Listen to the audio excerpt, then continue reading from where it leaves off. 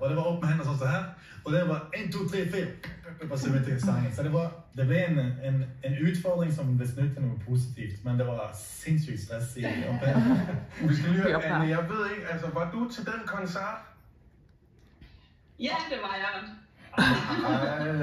Anne Thor Dupont, velkommen til. Godmorgen Danmark, du er med fra England, hvor du bor? Jeg er med fra Bjergbro, så jeg er faktisk med fra Danmark lige nu. Er du hjemme?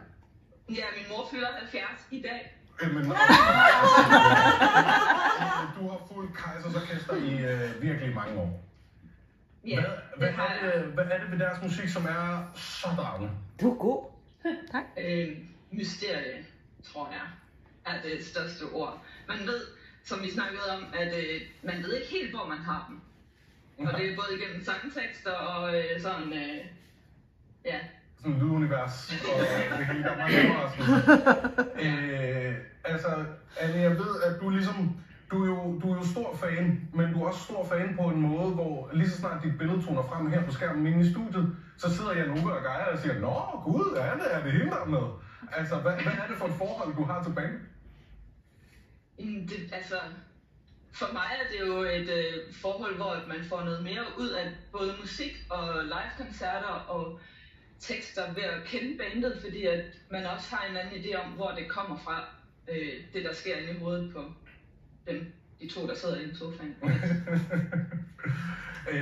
Jeg ved, at du er også kommet så tæt på, at du faktisk på en måde har arbejdet for dem. Ja, altså jeg var en lille måned i Trondheim i, hvornår var det, i oktober? November? Sidst forrige år. Ja. 23. November, ja.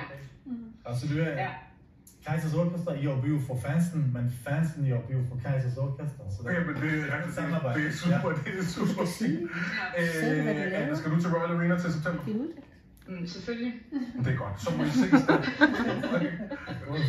Tusind tak, fordi du var med her til morgen. Fantastisk. Er det ikke meget? Jeg synes, det er godt lige at få ind, altså. Tusind tak for det. Jamen selvfølgelig.